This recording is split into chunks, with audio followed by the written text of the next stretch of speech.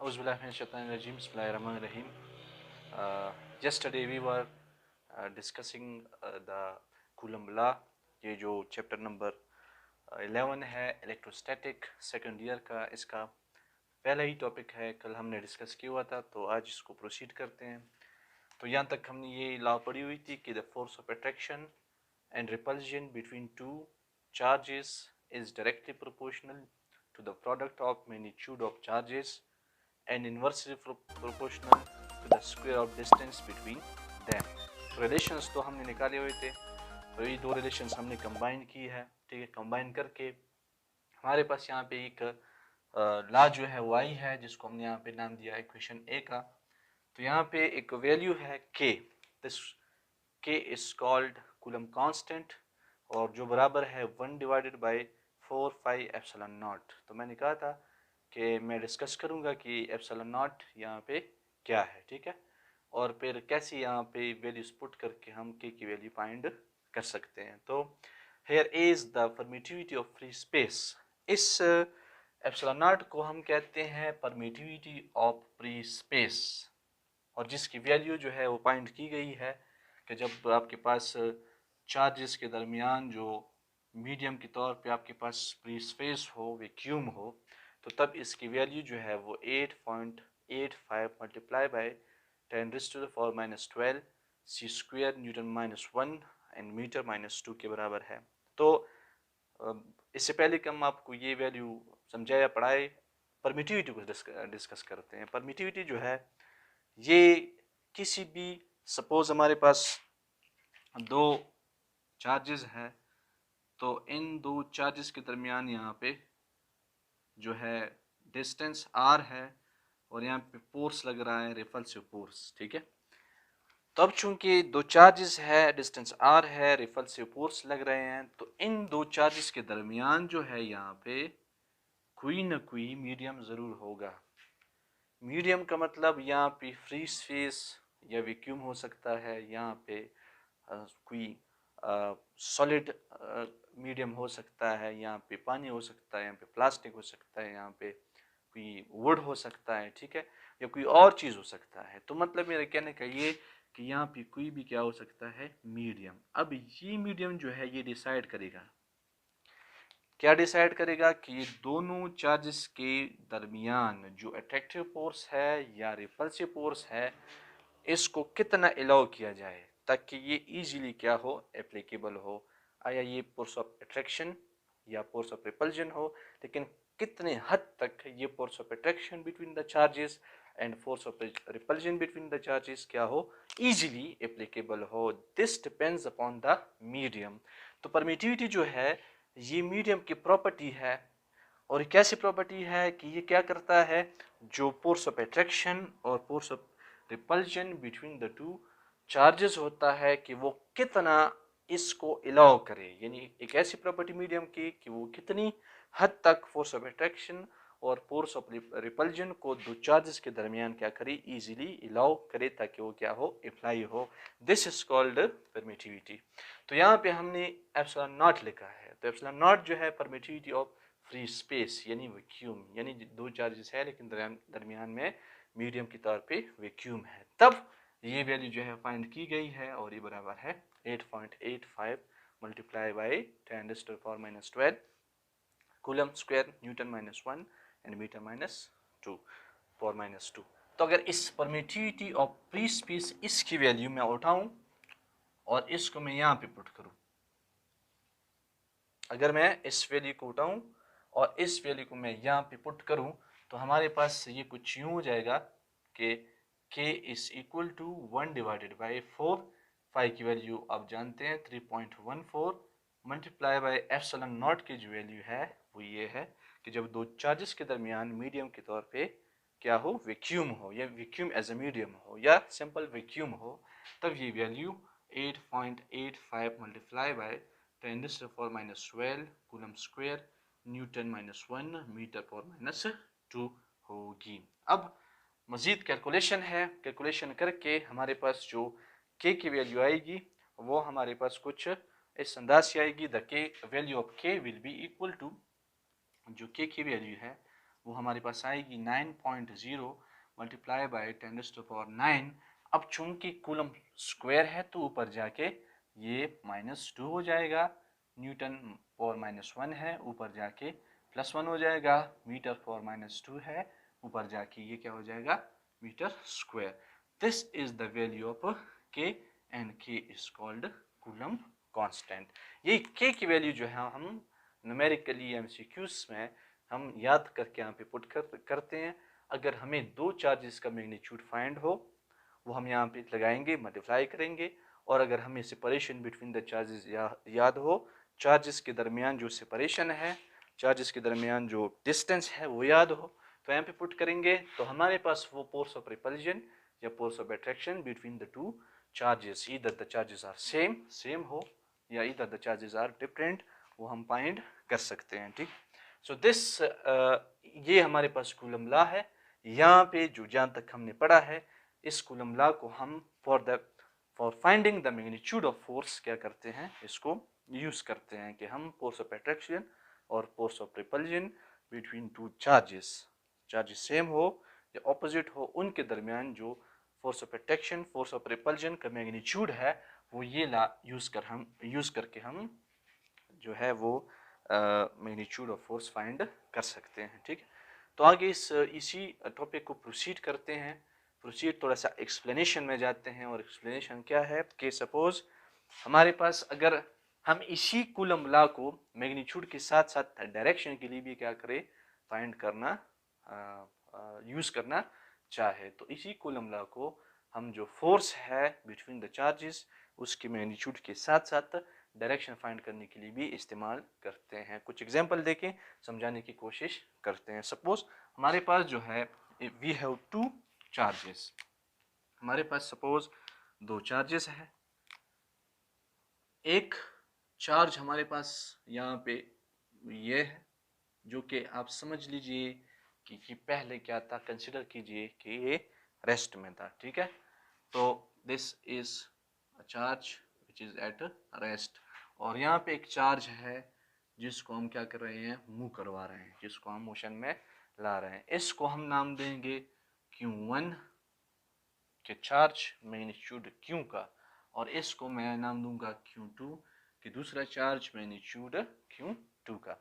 तो मैं क्या कर रहा हूँ कि मैं चूंकि ये चार्ज रेस्ट में है और इस चार्ज को मैं क्या कर रहा हूँ, toward the second charge move करवा रहा हूँ। तो जब आपको पता है कि जब सेम चार्जेस करीब आते हैं तो वो फोर्स ऑफ रिपल्जन एक दूसरे पे अप्लाई करते हैं। तो चूंकि इसको मैं चार्ज 2 की तरफ मूव करवा रहा हूँ, तो चार्ज 2 पे फोर्स ऑफ रिपल्शन क्या करेगा, अप्लाई होगा। ये जो फोर्स ऑफ रिपल्जन है ये इस चार्ज 2 पे चार्ज 1 की वजह से क्या हो जाएगा, अप्लाई हो जाएगा।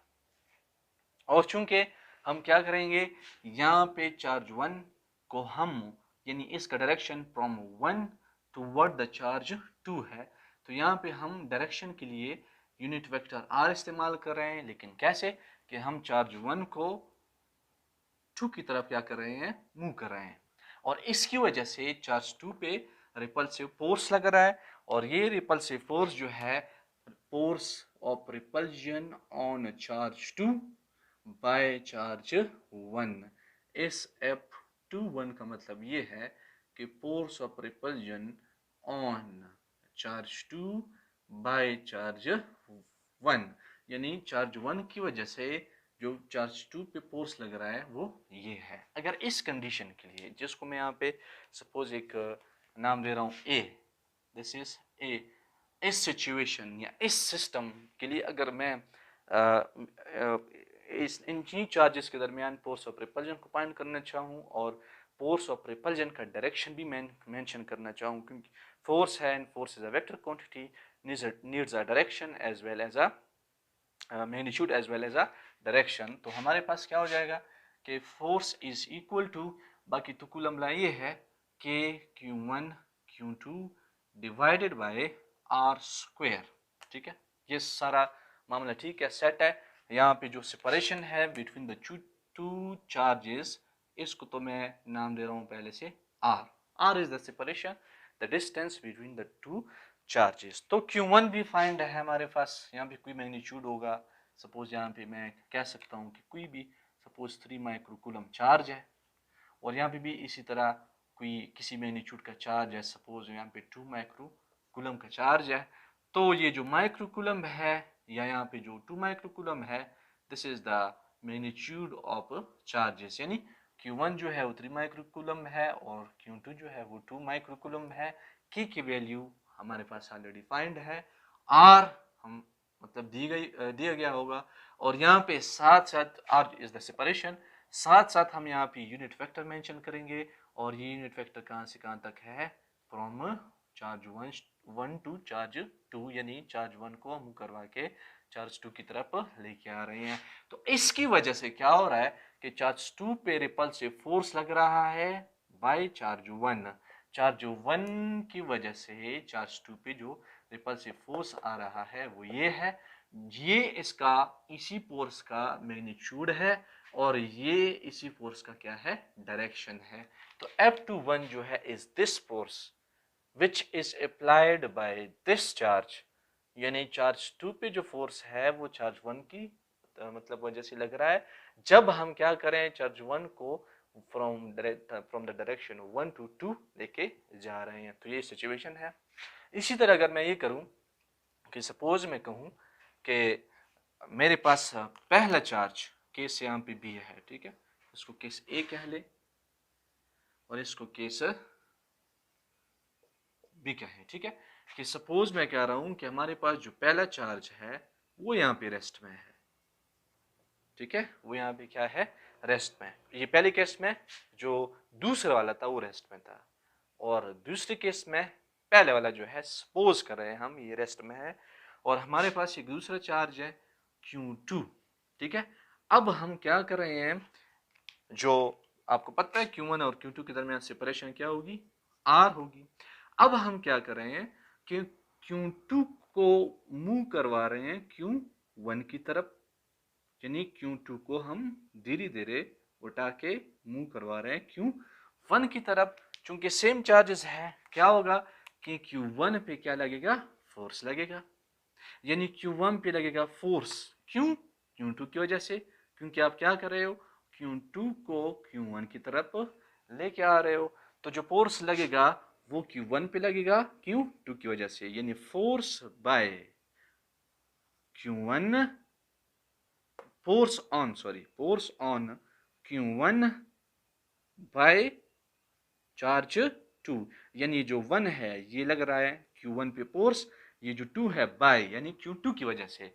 तो F12 जो है, F1 का मतलब फोर्स लग रहा है चार्ज 1 पे चार्ज 2 की वजह से, force on charge 1 by charge 2। कब, जब हम क्या करें, जब हम चार्ज 2 को चार्ज 1 की तरफ क्या कर रहे हैं, मूव करवा रहे हैं, ये डायरेक्शन है कि हम क्या कर रहे हैं कि चार्ज 2 को उठा के क्या कर रहे हैं, इसको मूव कर रहे हैं चार्ज 1 की तरफ। तो डायरेक्शनल जो वेक्टर है, यूनिट जो वेक्टर है, वो आपको शो करवाए कि आप 2 को, यानी आप मूव कर रहे हैं चार्ज 2 से चार्ज 1 की तरफ, और Q1 पे फोर्स लग रहा है चार्ज 2 की वजह से।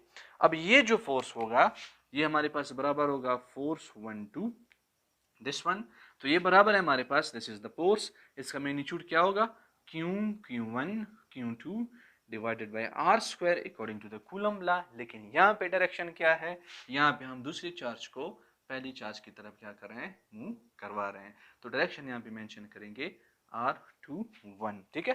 तो this shows the magnitude of the force of attraction और repulsion between the charges, and this shows the direction कि आप कहाँ से कहाँ तक चार्जेस को मूव करवा रहे हैं।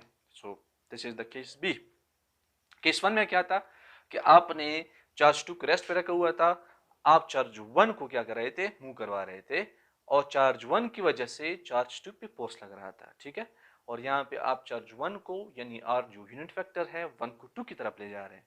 और केस 2 में क्या है कि आप क्या कर रहे हैं कि आपके पास Q1 जो है रेस्ट में है, आप Q2 को Q1 की तरफ क्या करवा रहे हैं, मूव करवा रहे हैं। तो मूव करवाने से क्या होगा कि चार्ज 1 पे जो है वो फोर्स लगेगा चार्ज 2 की वजह से। और आप कहां से कहां तक जा रहे हैं, आप चार्ज 2 से चार्ज 1 की तरफ। So this is the coulomb law which shows the magnitude as well as direction. Here we have a third case. यहाँ पे क्या होता है, लेट्स सी। यहाँ पे होता ये है कि सपोज अगर हमारे पास, ये तो हमारे पास सेम चार्जेस की बात ही हो गई थी, तो अगर हमारे पास क्या हो, केस सी हो। केस सी का क्या मतलब कि आपके पास एक पॉजिटिव चार्ज हो और आपके पास एक नेगेटिव चार्ज हो, तो यहाँ पे भी फोर्स लगेगा। और ये जो फोर्स होगा ये तो फोर्स ऑफ अट्रैक्शन होगा, रिपल्जन नहीं होगा। तो क्या होगा कि इसको नाम देते हैं Q1 और इसको नाम देते हैं Q2 का नाम देते हैं, ठीक है। तो क्या होगा, ये जो माइनस चार्ज है क्या करेगा, ये Q1 पर अपनी तरफ क्या करेगा, अट्रैक्टिव फोर्स अप्लाई करेगा। यानी ये जो फोर्स होगा ये क्या होगा, ये लगेगा Q2 पर Q1 की वजह से। यानी Q2 क्या क्या कर रहा है, Q1 को अपनी तरफ खींच रहा है। तो क्या हो जाएगा, ये जो Q2 है ये Q1 को अपनी तरफ खींच रहा है, यानी Q2 पे फोर्स ऑफ अट्रैक्शन लग रहा है Q1 की वजह से। और इसी तरह क्या होगा कि ये जो पॉजिटिव चार्ज है ये इस नेगेटिव चार्ज को अपनी तरफ क्या करेगा, खींचेगा। कैसे, कि हम कह सकते हैं कि ये जो पहले चार्ज पे फोर्स ऑफ अट्रैक्शन लग रहा है दूसरी चार्ज की वजह से, तो क्या हो जाएगा, ये भी फोर्स है और ये भी फोर्स है। तो बात ये हुई कि ये जो माइनस का साइन जो चार्ज है, ये माइनस का चार्ज ये प्लस चार्ज पे अपनी तरफ क्या करेगा, फोर्स लगाएगा। यानी ये जो फोर्स है ये दूसरे चार्ज पे लग रहा है, ये फोर्स ऑफ अट्रैक्शन जो है ये दूसरे चार्ज पे लग रहा है चार्ज 1 की वजह से। तो force of attraction on second charge by charge 1। और ये जो है यानी पॉजिटिव चार्ज जो है वो नेगेटिव चार्ज को अपनी तरफ क्या करेगा, अट्रैक्ट करेगा। यानी यहाँ पे चार्ज 1 पे फोर्स ऑफ अट्रैक्शन लगेगा चार्ज 2 की वजह से। सो F1 का मतलब चार्ज 1 पे फोर्स लग रहा है चार्ज 2 की वजह से। This two forces are mutual, इनका जो मैग्नीट्यूड है वो सेम है, ठीक है। According to third law, Newton third law of motion, the magnitude of this forces are same because this forces are mutual forces. तो फोर्स सेम है, हम कह सकते हैं F21 is equal to F12। तो ये भी फोर्स है ये भी फोर्स है। क्या है कि मसला ये है कि इस फोर्स का डायरेक्शन इस तरफ और इस फोर्स का डायरेक्शन इस तरफ है, ठीक है। तो मतलब डायरेक्शन ऑपोजिट है। तो हम क्या करेंगे, यहाँ पे माइनस साइन इस्तेमाल करेंगे, इसलिए कि हम ये शो करना चाहे कि जो डायरेक्शन है डायरेक्शन इज ऑपोजिट है, कि यहाँ पे डायरेक्शन क्या है, ऑपोजिट है। तो यहाँ पे डायरेक्शन ऑपोजिट है। तो अब यानी आप ये भी जानते हैं कि दो चार्जेस के दरमियान जो फोर्स जो सेपरेशन है वो बराबर है r के, ठीक है। तो F21 का आपके पास इसकी वैल्यू डायरेक्शन के साथ आपको पता है, तो वैल्यू क्या है इसकी, इसकी वैल्यू है KQ1 Q2 divided bye R2। और डायरेक्शन इसका क्या है, फ्रॉम 1 to 2। और जो आपके पास F12 है वो भी, उसकी वैल्यू भी आपके पास यहाँ पे लिखी हुई है। तो KQ1 Q2 divided bye R2 और इसका डायरेक्शन क्या है, R21। और साथ साथ हम यहाँ पे क्या करेंगे, माइनस का साइन इस्तेमाल करेंगे, क्योंकि माइनस का साइन आपको क्या शो करता है, opposite direction. So this was all about little bit about Coulomb law. The next explanation will be done in the next lecture. See you. You are watching Physics with Heather and I'm Zishan Heather. See you.